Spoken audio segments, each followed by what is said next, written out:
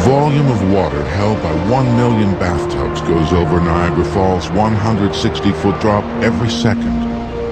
2/3 of North America's fresh water passes through its American and Canadian falls. The Niagara River in upstate New York feeds Niagara Falls, which is located between Lake Erie and Lake Ontario. Today, the Niagara Power Project that harnesses just 1/3 of the fall's hydroelectric potential is the 5th largest electricity producer in the United States, as well as the largest electricity producer in New York State. This plant, when it was built, was the largest in the free world.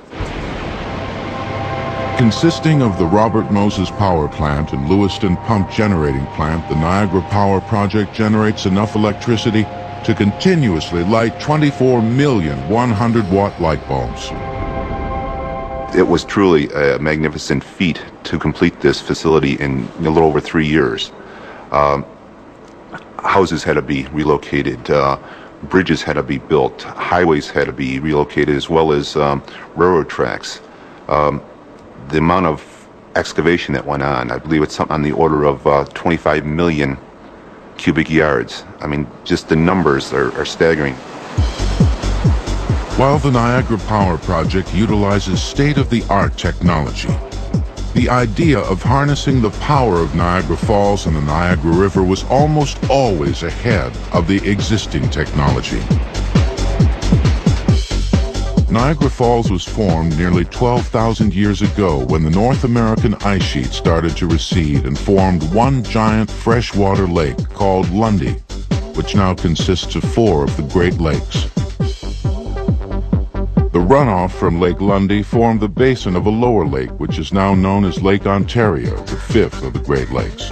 As vast amounts of water from the upper lake began spilling into this basin, Niagara Falls was born. Thousands of years ago, I would think that when people saw the falls, they thought of it as being a source of power that was religious. Maybe they thought of it as being a manifestation of one of their spirits or gods.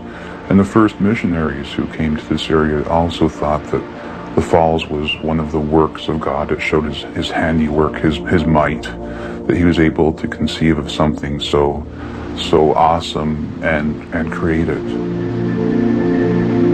The missionaries may have stood back, admired, and revered the falls, but others wanted to utilize the power. In the mid-1600s, a Frenchman by the name of Jean Kerr built a mill above the American Falls, near the American Rapids, and he used this mill to cut lumber. In fact, this mill was very useful at that time because it was the time of the French and Indian War. And they used the power from this mill to cut planks for warships. Even though Jean Kerr's idea spurred interest in the area, little would be accomplished for 150 years.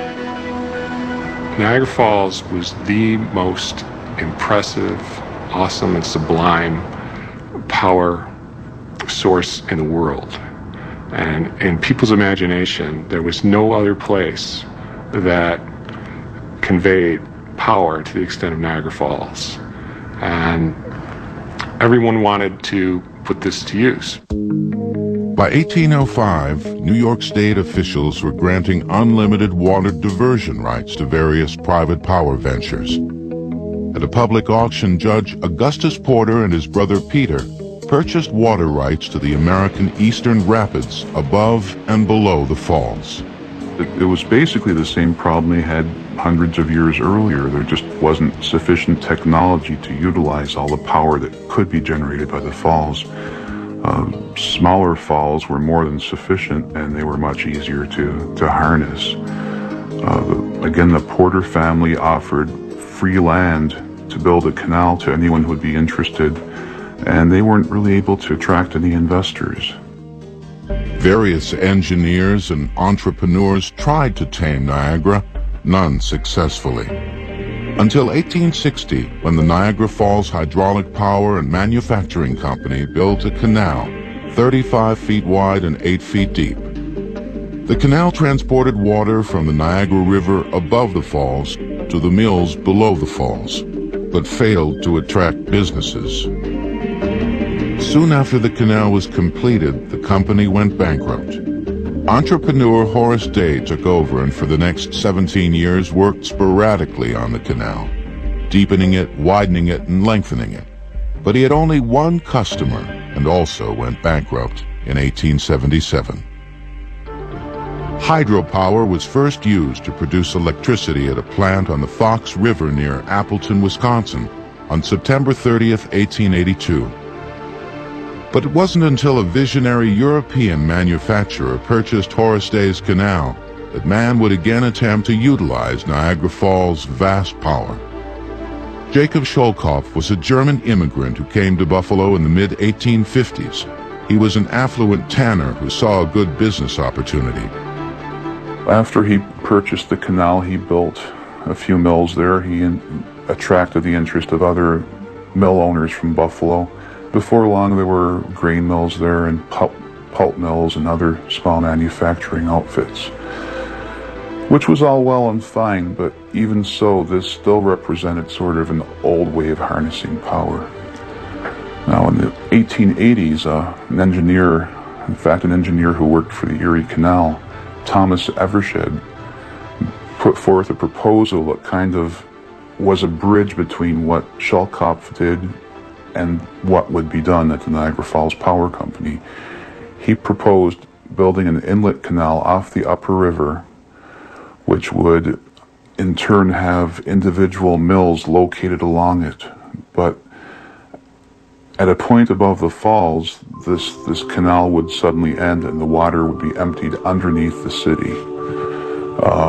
That's the part that was kind of a unique take on it, the idea of having a tail race tunnel built under the city. This concept drew a lot of interest. Some of the nation's leading financiers lined up behind Evershed's plan and were willing to invest their capital in it. These included Vanderbilt's, Astor's, Morgan's, Edward Dean Adams, who later became the president of the Niagara Falls Power Company and its first historian. Big money behind it. Evershed's tunnel would generate 200,000 horsepower at the falls by turning gigantic water wheels. The tunnel would be 2 miles long and at least 160 feet deep. The problem with the Evershed plan was that it was rooted in the past. Evershed's plan wound up being transformed from a mill-over-wheel blueprint to a plan where power was distributed over long distances.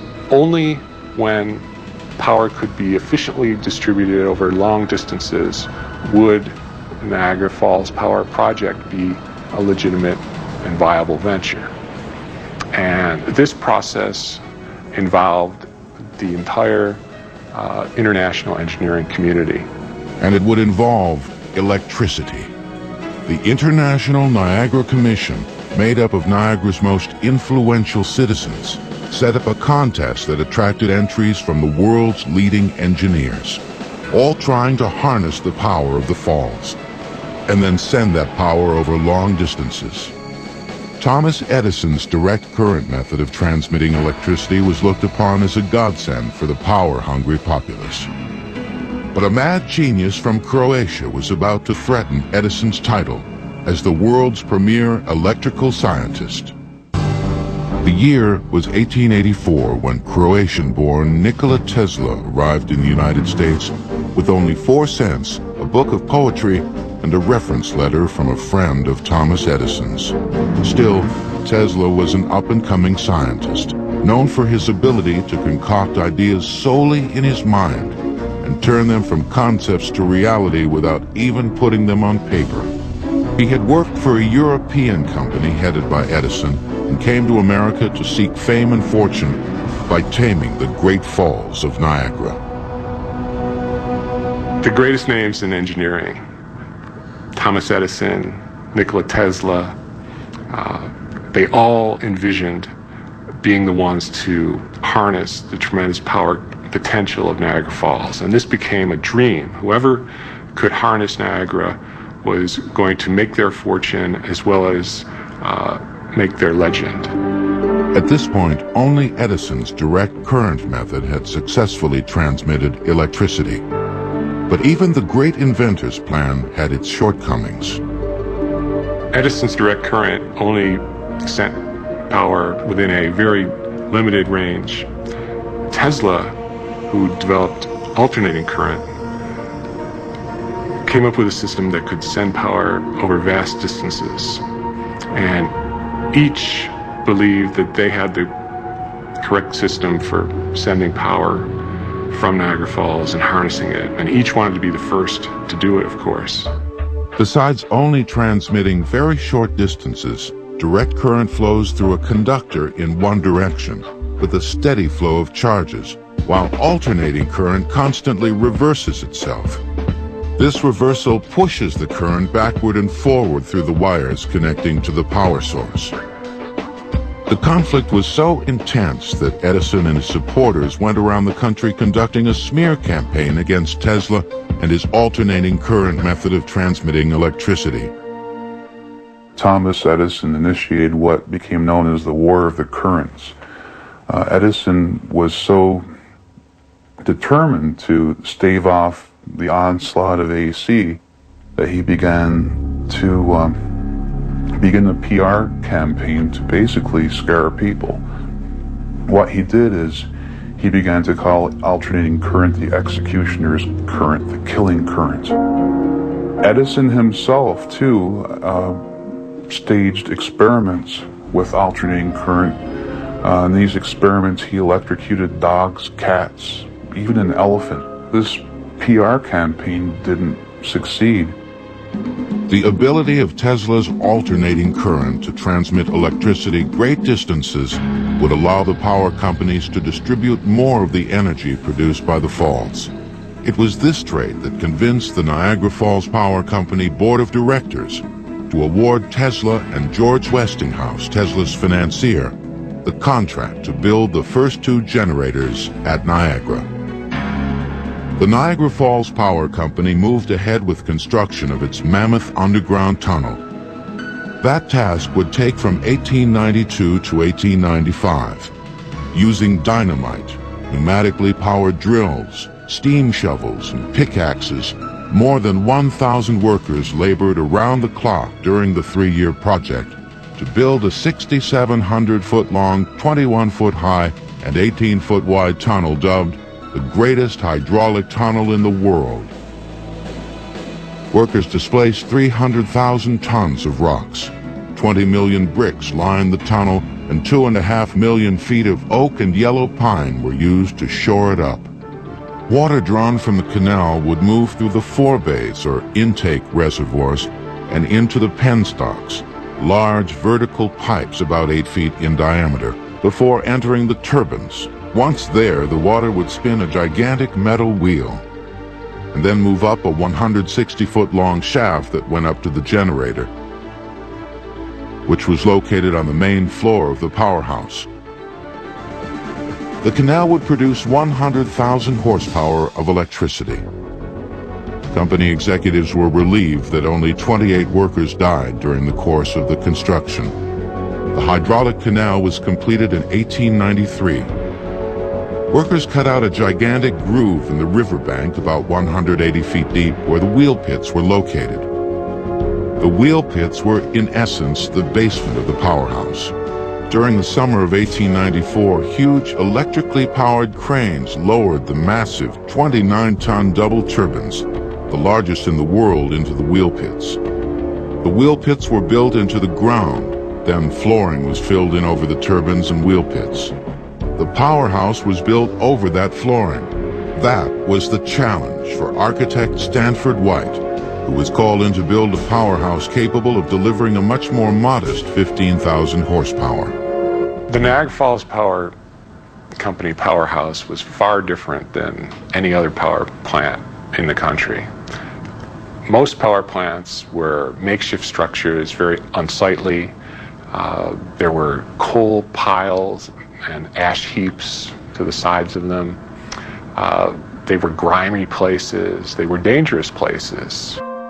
Edward Dean Adams was handpicked by Niagara Falls Power Company board member J.P. Morgan to run the company and oversee the construction of this grand powerhouse. Edward Dean Adams said he wanted this place, as he put it, to inspire awe. He wanted people to look at it and to think, wow, something really important's happening there. And I like to compare it to being almost like a technological cathedral. It's a place that's built in a very grand style because something very important, something very unique was taking place there. Now it's become commonplace to us, but back then it was something very, very impressive. The powerhouse was a work in progress. Originally 140 feet long, by 1903 it eventually grew to 450 feet long and consisted of 11 generators. The renowned architecture firm of McKim, Mead & White designed the switchboard control panel with Italian marble around the steps. Other interior components of the powerhouse were impressive enough to move great writers of the time. The powerhouse, of course, housed the Niagara dynamos, and really what the steam locomotive was to the steam era, the dynamo was to the electric age. This was the mystical power source, and these whirling structures inside the powerhouse had a capability of 5,000 horsepower, which today wouldn't be very much, but back in this era, a machine of 100 horsepower was considered quite large. These mystical dynamos were remarkable really for the fact that they were so unremarkable.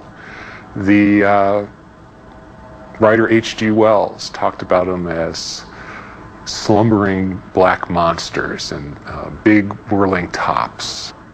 Water enters the turbines. The shaft connects the turbine to a rotor, which is part of the generator. As the turbine spins below the generator, it turns the shaft and rotor. To produce electricity, the generator needs magnets and copper wiring. The magnets are affixed to the rotor's rim. The rim sits inside the stator, which surrounds the rotor with almost 400 copper coils. The rotor spins inside the stator, producing electricity in the copper coils.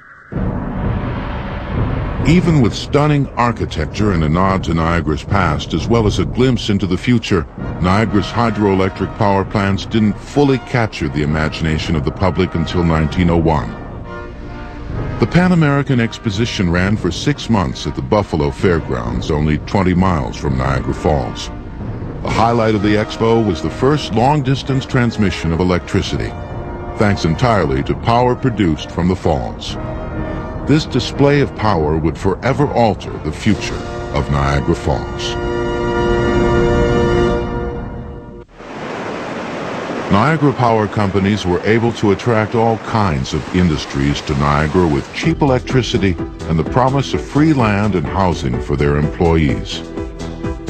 In the 1890s, once the Niagara Falls Power Company's power project was underway, companies in different parts of the nation heard about this and they thought, well, maybe we should look into Niagara Falls. There were, of course, some small factories in Niagara Falls, but nothing very large scale, nothing really revolutionary as far as its industrial process. One of the first ones to come to Niagara Falls was the Pittsburgh Reduction Company. They needed lots of power and cheap power to create a product.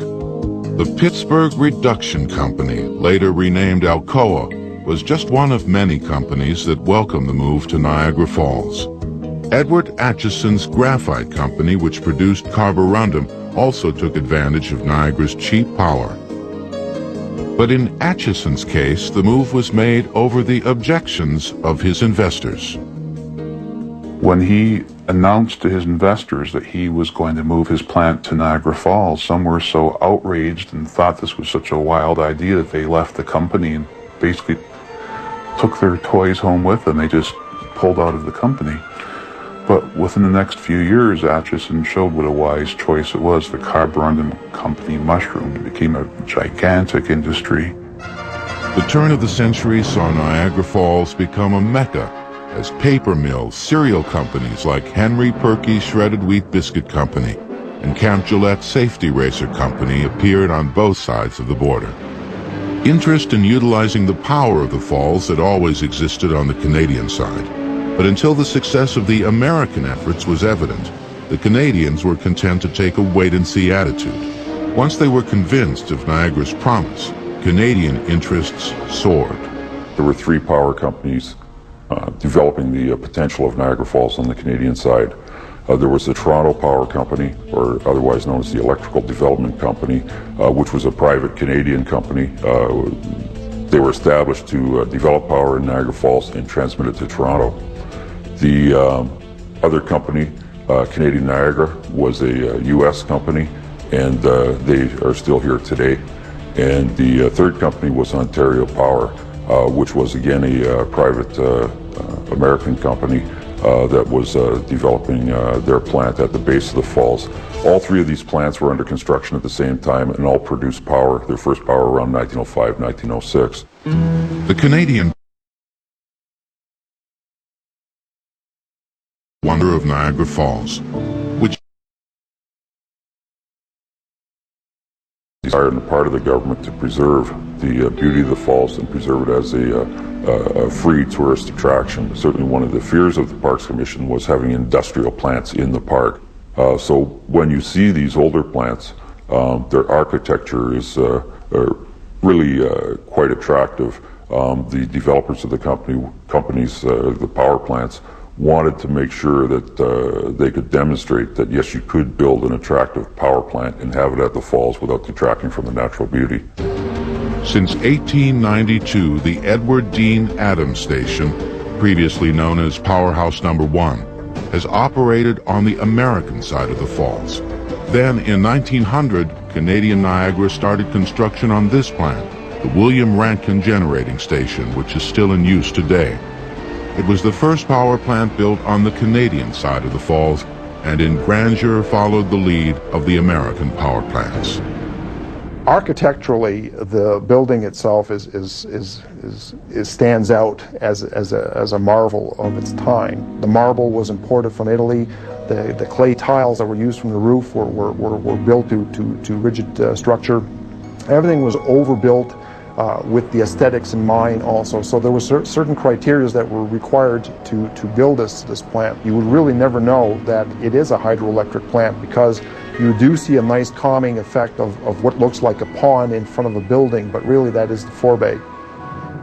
By 1905, the Niagara Falls Power Company had 2 power stations in operation, while 3 existed on the Canadian side. There was so much power development going on at Niagara Falls, so many competing interests, and also apparently such a demand for power that a lot of people in the U.S. and Canada became concerned that perhaps too much water would be diverted from the river and the falls would practically fade into oblivion. The United States and Canada signed an international treaty in 1907 that strictly regulated the amount of water that could be diverted by the 2 countries. Power companies that were already established divided up each nation's portion. I myself think if that treaty had not been signed, most of the water would indeed be going through penstocks instead of over the falls, because each of the power companies had plans for further expansion, every single one. And as time progressed, the demand for power did grow, and I'm sure they would have found a market for it.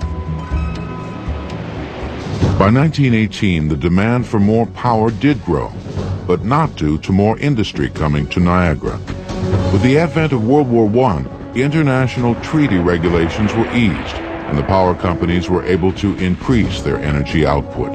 At the newly constructed American-based Sholkoff plant, the war effort brought about significant achievements in power plant production, including moving the power plant about 8 miles farther away from the falls. It used a head of water. In other words, the water dropped from a greater height than it did at the Niagara Falls Power Company's power station. That in itself enabled the power station to generate more power, but also larger turbines had been designed by then. turbines that could withstand the force of that type of drop, that velocity of waterfall. The generators were built directly on top of the turbines. They weren't connected by a long vertical shaft. They were very close in placement. That, along with a lot of other engineering innovations, made it possible for that power station to generate huge amounts of power, again making it the world's leading power generator. On the Canadian side, creative problem-solving and improving technology were taking place. The Queenston, Ontario power plant, owned by Ontario Hydro, actually called for building a canal that would reverse the flow of the Welland River, about 1 mile above the Niagara River and Niagara Falls. The canal certainly was an engineering feat. The construction started in 1917 and it wasn't completed until 1921. So really in a period of 4 years, intensive effort, horsepower, shovel power, human power, and you see some of the photographs, blasting and very real large old steam shovels powered by steam. So the labor was intensive, but again, it was the state-of-the-art construction techniques of the day. When completed, the Queenston Canal was nearly 13 miles long and could carry up to 600 cubic meters of water per second. By 1921, a massive power plant was needed to house and harness the river's energy. It was a major development, seen as something that was so big that construction was actually put to a public referendum. And that referendum was approved in New Year's Day 1917. The plant would have 10 generators. The total capacity of the plant would be 450,000 kilowatts. It was seen as supplying the electric power to the province of Ontario to the turn of the century. When it was completed in 1925, it was indeed the largest power plant in the world. While the Niagara power plants continued to grow in size, the technologies developed during World War I would change Niagara's role as the world's leading hydroelectricity producer. In fact, mammoth hydroelectric power plants larger than anything seen at Niagara started cropping up in New York City, Chicago, and Arizona. These new power plants combined large building sites, upgraded technology, and government involvement, practically making Niagara's turn-of-the-century powerhouses obsolete. In early 1949, Alcoa, at one time the world's largest user of electricity, shut down its Niagara plant and moved south. It would take a tragedy for Niagara to regain its place as the leader of hydroelectric power.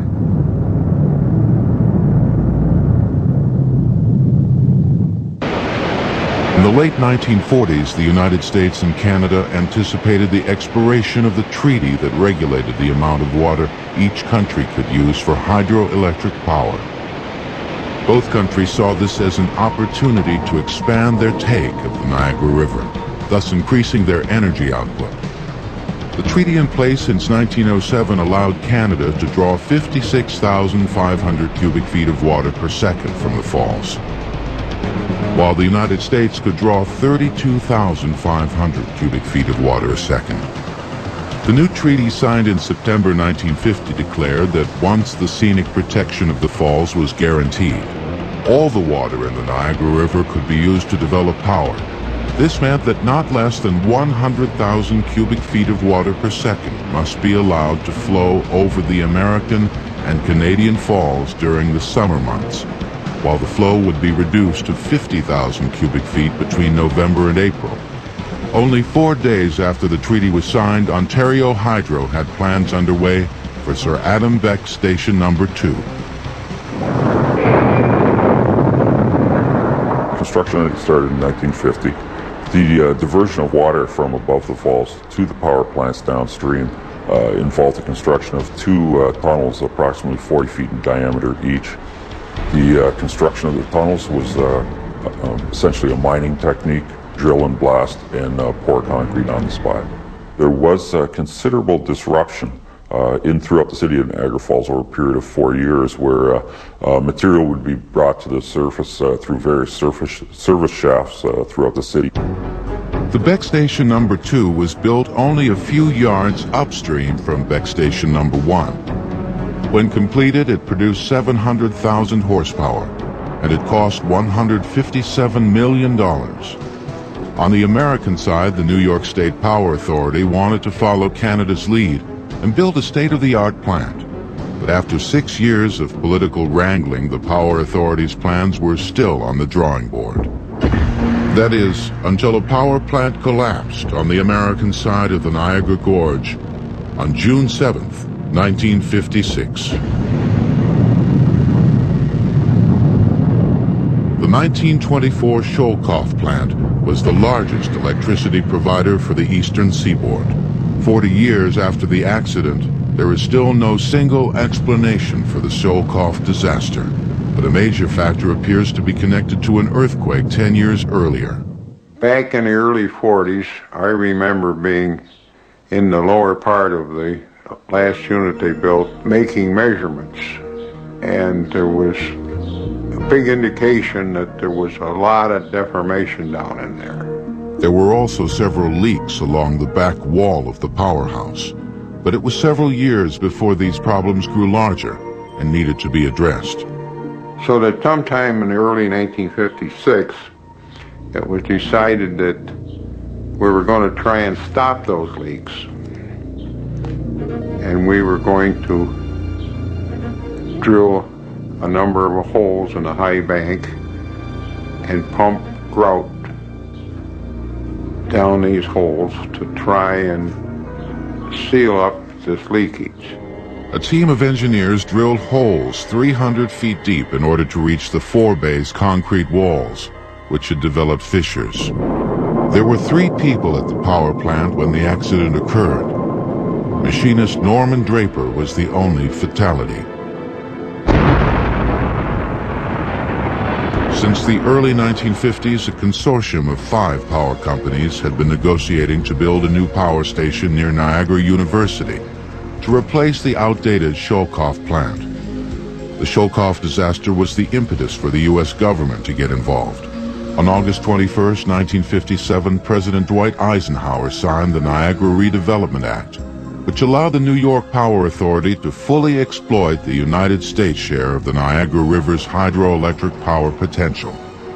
It would become the largest engineering project in the United States at that time, and one of the largest in the world. The New York Power Authority purchased 200 acres of land from Niagara University to build the new power plant. Initially, there was a lot of opposition to the idea of the government operating a power station. But nonetheless, the fact that there was an emergency made people feel that things had to happen quickly. The Power Authority started construction of its tunnel even though the state agency was embroiled in a lengthy battle with the Tuscarora Indians, who inhabited the 6,200 acres of land next to the land purchased by the Power Authority. While negotiations between the Tuscarora and Power Authority dragged on, construction also started on the Robert Moses plant in the spring of 1958. I can remember the blasting. We have cracks in our walls in our home as a result of the blasting. More than 100,000 workers braved bitter winters and humid summers to meet the state's deadline. 8 temporary bridges were constructed and 5 million yards of earth and rock had to be removed. Construction of the power plant forced detours of streets, roads, and highways. Even houses were placed on trailers and moved 3 miles away to a newly erected subdivision. While all this was going on, the battle between the Tuscarora and the state of New York, which oversaw the Power Authority, continued all the way to the United States Supreme Court. Finally, on March 7, 1960, the court handed down its decision. By a 6-3 vote, the court held that the tribe had never acquired their land by treaty, but by gift and purchase. This meant they had no legal right to receive any compensation for the land. With that decision, the Power Authority, under the leadership of its chairman, Robert Moses, moved swiftly to make their 1961 deadline. The construction of the Robert Moses power plant was a gigantic undertaking. There were massive dump trucks and massive cranes and bulldozers and explosives. Nonetheless, of course, it was a civil engineering feat. The construction of the power station called not only for a portion of the gorge wall to be removed to enable the placement of a power station there, but it also required the excavation of a deep forebay, and also it called for 2 tunnels to be dug under the city of Niagara Falls to be blasted away. More than 3.5 million cubic yards of concrete was poured.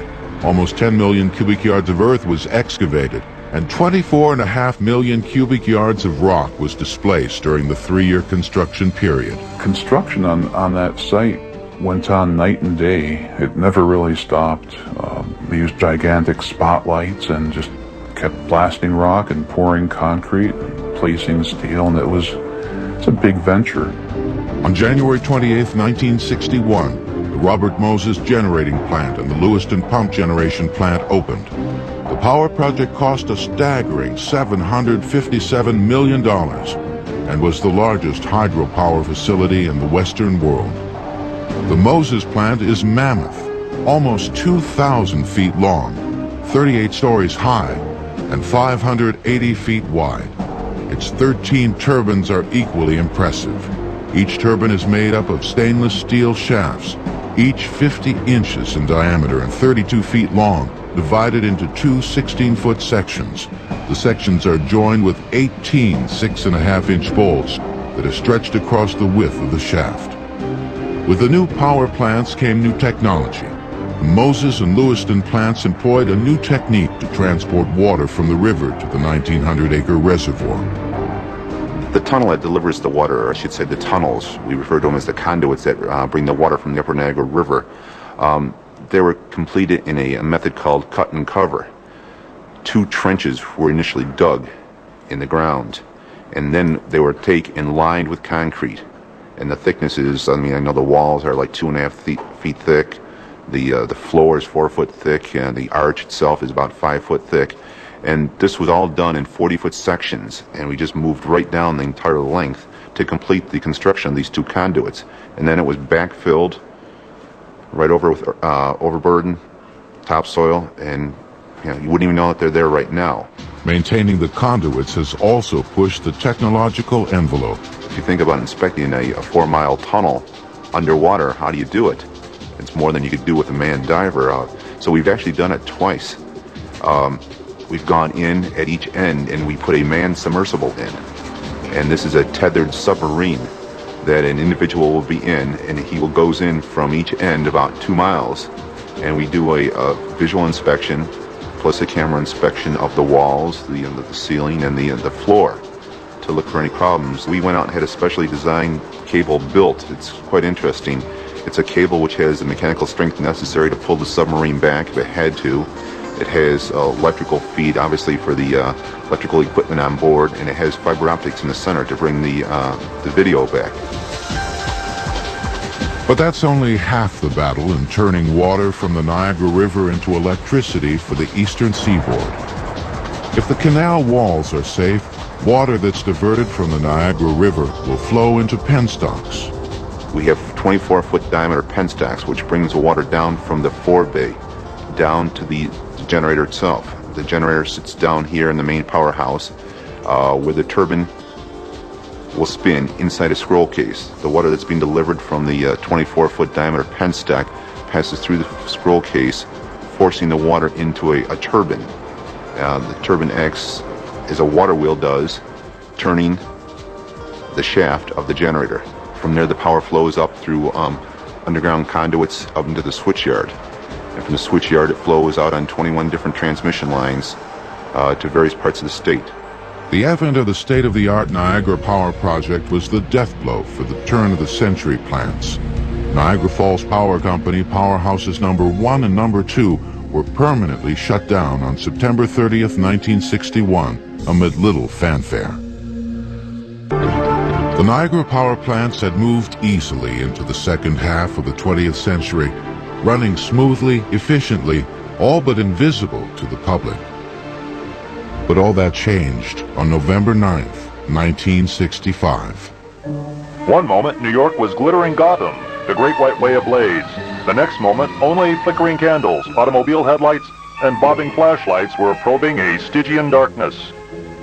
80,000 square miles of northeastern North America were suddenly blacked out by the worst power failure in the history of the Western world.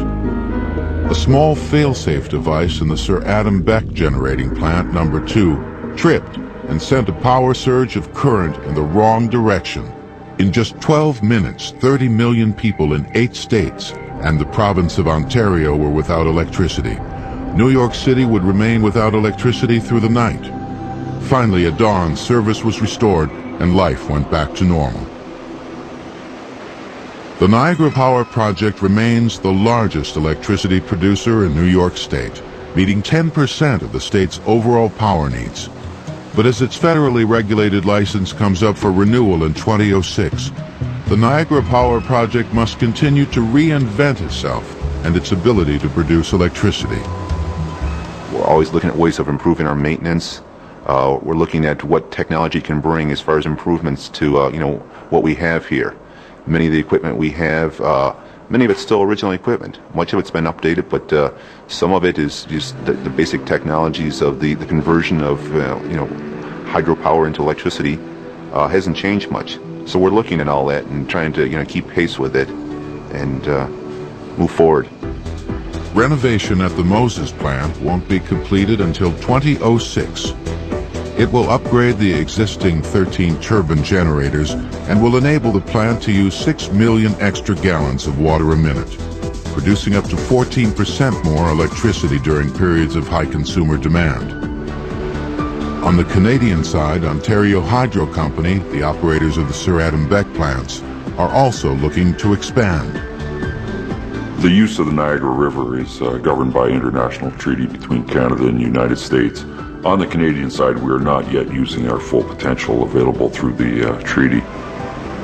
Right now, we are actively considering the construction of a new tunnel that would provide more water to the existing Beck power plants. The tunnel would be built below the existing tunnels and would be more than 12 miles long and 37 feet wide.